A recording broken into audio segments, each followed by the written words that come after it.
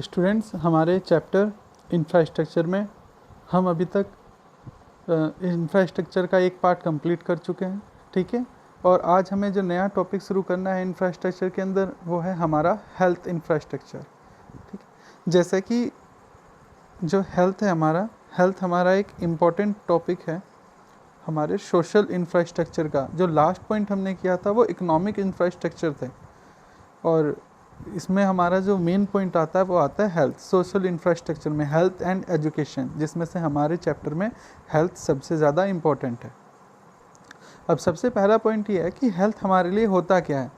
देखिए, नॉर्मली जब हम हेल्थ की बात करते हैं तो हम ये समझते हैं कि जो हेल्दी वो है जो कि किसी बीमारी से गिरा हुआ नहीं है, जिसे कोई बीमारी नहीं है। मगर ऐसा नहीं है। जैसे कि हम फिज़िकल एजुकेशन में भी पढ़ते हैं, हेल्थ हमारे बॉडी की वो फिज़िकल और मेंटल कंडीशन है जिसमें एक इंसान अपना काम सिंपली एक अच्छे तरीके से कर सके।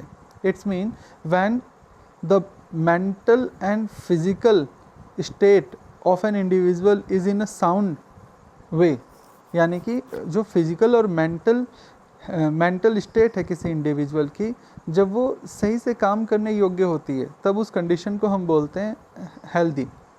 यानी कि जो पर्सन केवल बीमारियों से दूर रहने का नाम ही हेल्थ नहीं है। हेल्थ क्या है कि हेल्थ हमारी फिज़िकल और प्लस मेंटल वो स्टेट है जिसमें हम अपने वर्क को इजीली और सिंपल तरीके से कर सकें विदाउट एनी फटीग, यानी कि उसका जो मूवमेंट है वो साउंड हो, वो दुरुस्त हो। Good health implies, good health का क्या मतलब होता है? गुड हेल्थ का सिंपल सा मतलब ये होता है कि जब हमारे काम करने की एफिशिएंसी इंक्रीज़ हो और हम हमारे लाइफ या डेली रूटीन में आने वाले डिफ़िकल्ट टास्क्स को इजीली हैंडल कर सकें।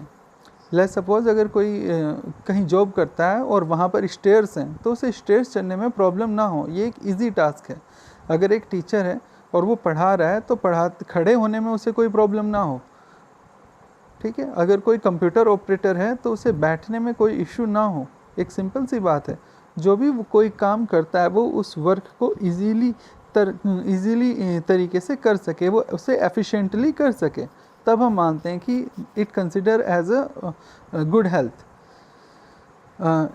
जब अपनी एफिशिएंसी फुल होगी तो जाहिर सी बात है कि increase in the productivity of labour, तो कोई पर्सन अपने काम को अच्छे से कर सकेगा और उसके काम की प्रोडक्टिविटी भी अच्छी रहेगी और उसमें कोई मेंटल डिसेबिलिटी ना हो। ये कुछ फीचर्स हैं हम जो जिससे पता चलता है कि एक पर्सन हेल्दी है या नहीं है। यानी कि जब उसकी एफिशिएंसी अच्छी हो, वो उसके काम करने की प्रोडक्टिविटी अच्छी हो और उसकी मेंटल हेल्थ अच्छी, मेंटल एबिलिटी अच्छी बनी रहे, तब हम कंसिडर करते हैं उसे गुड हेल्थ। एक एग्जांपल मैं देता हूँ मेंटल एबिलिटी से।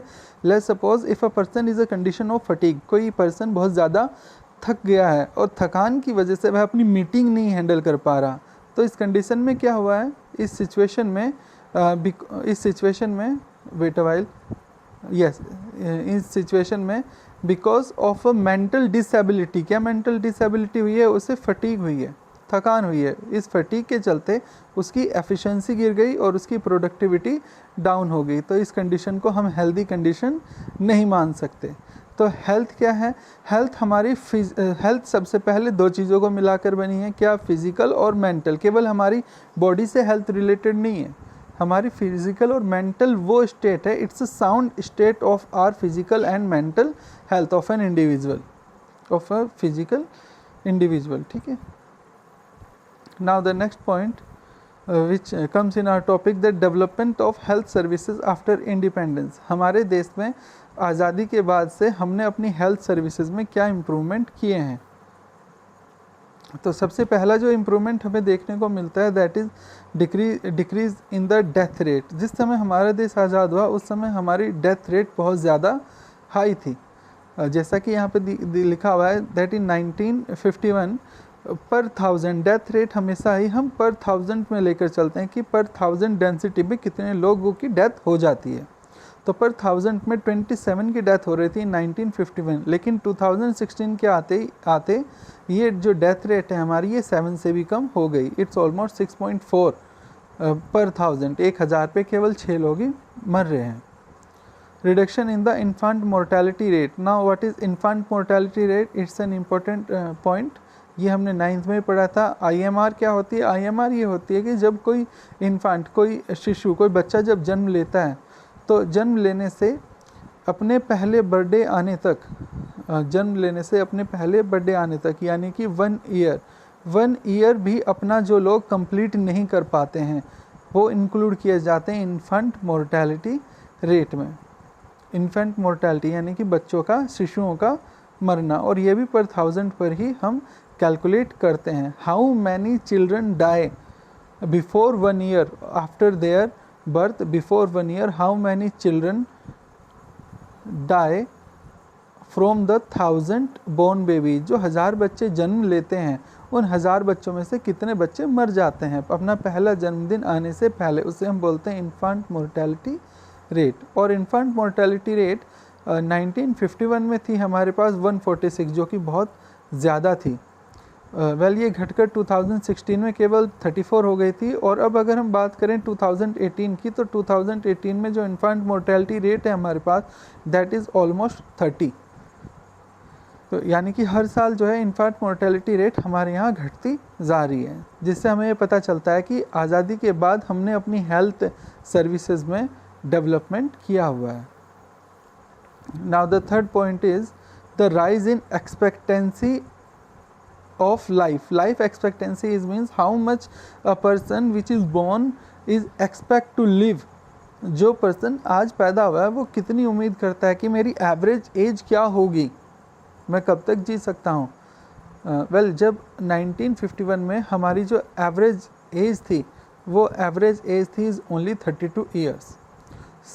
2016 में is around 68.3 and by the data of 2017 the rise in expectancy life is 69.16, यानी कि ये हर साल बढ़ती गई है।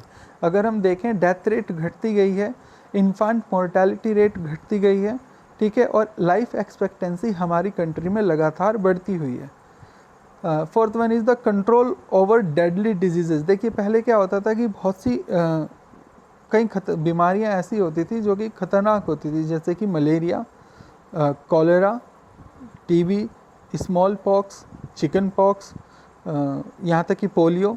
लेकिन आज की डेट में इनमें से कुछ बीमारियों को तो हम बिल्कुल इरेडिकेट कर चुके हैं। One of the very good example is polio.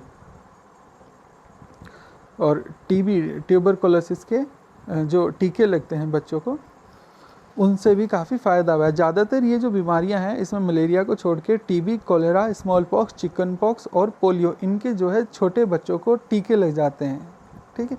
और उन टीकों की वजह से पहले टीके लगा करते थे, इंजेक्शन्स हुआ करता था, आजकल वैक्सीनेशन में ड्रॉप्स दी जाती हैं और उस ड्रॉप से ही बहुत सी बीमारियाँ कवर हो जाती हैं, ठीक है। कुछ जगह टीके हैं, कुछ दवाइयों के, और कुछ जगह टीके हैं। रिसेंट में आपको एक बात बताना चाहता हूँ जनरल नॉलेज से, जैसे अभी कोरोना हो रहा है, तो कोरोना में ट्यूबरकुलोसिस में एक टीका दिया जाता है, एक इंजेक्शन दिया जाता है। और रिसर्चर्स का ये कहना है कि ट्यूबरकुलोसिस के जो इंजेक्शन दिया जाता है उस इंजेक्शन की वजह से इंडिया में जो कोरोना का स्प्रेड है वो काफ़ी कंट्रोल है। तो देखिए जो हमारे ये वैक्सीनेशन दी जाती है बच्चों को कितनी अच्छी है। Decline in under 5 mortality rate, it include कि जो बच्चे जन्म लिए हुए हैं after the birth and by the age of 5 year से पहले कितने बच्चों की डेथ हो जाती है। ये डेथ जिस समय 1960 में 248 थी और 2014 में ये 245 हो गई। कुछ कम हुई है मगर इतनी ज़्यादा भी कम नहीं हुई। लेकिन अगर हम बात करते हैं 2017 में जो लेटेस्ट डाटा है हमारे पास वो है 42.4 डेथ पर 1000 लाइव बर्थ, यानी कि जितने बच्चे पैदा हुए हैं 1000 में से 42.4 बच्चों की डेथ होती है। तो ये शुरुआत में जहाँ थी वहाँ से काफ़ी कम हो गई है 2017 के डाटा में, ठीक। ये पॉइंट ध्यान रखना। इन पॉइंट से जो है ज़्यादातर हमारे पास 1 वर्ड के क्वेश्चंस आ सकते हैं। सिंपली पूछ सकता है कि फ़िलहाल करंट में IMR कितनी है, या फिर IMR क्या होती है। इस पॉइंट को जस्टिफाई करने के लिए हमारे पास एक डाटा है टेबल में, और डाटा क्या है कि हमारे यहाँ हेल्थ सर्विसेज इम्प्रूव हुई हैं इंडिया में आफ्टर इंडिपेंडेंस। इस बात को जस्टिफाई करने के लिए डाटा क्या है हमारे पास, दैट की जो मेडिकल कॉलेजेस थे पहले हमारे पास at 1951 that is only 28, while coming to 2015 11 the numbers become 321. Dispensaries and hospitals, जितनी भी छोटी बड़ी डिस्पेंसरीज या बड़े हॉस्पिटल्स हैं उनकी संख्या में भी काफ़ी, उनकी काउंटिंग्स में भी काफ़ी इंक्रीज़ हुआ है। Primary health care sub centers में तो बहुत ज़्यादा इंक्रीज़ है, now it's reach up to more is somewhere around 2 lakh. Number of beds in hospital, देखिए number of bed in hospital में इम्प्रूवमेंट देखने को मिला है, ठीक है।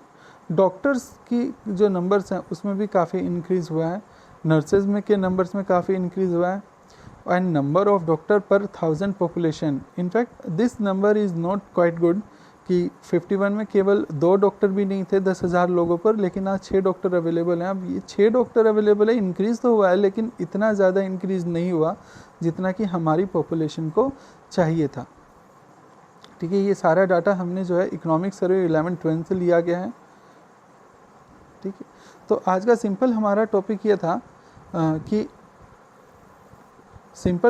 था कि हेल्थ क्या है, मीनिंग ऑफ हेल्थ, और हेल्थ के सिवा हमारे पास वो कौन कौन से फैक्टर हैं जो कि ये बताते हैं कि हेल्थ सर्विसेज में डेवलपमेंट हुई है, यानी कि हेल्थ जो हमारा सोशल इंफ्रास्ट्रक्चर है, सोशल इंफ्रास्ट्रक्चर में कुछ बेटरमेंट हमने की है। और इसके पॉइंट है decline in death rate, reduction in IMR, rise in expectancy of life, control deadly diseases and decline under 5 mortality rate. So ये इन्फॉर्मेशन थी आज की हमारी, और इस इन्फॉर्मेशन जहाँ तक मैं समझता हूँ समझ में आई होगी। Prepare your notes according to it.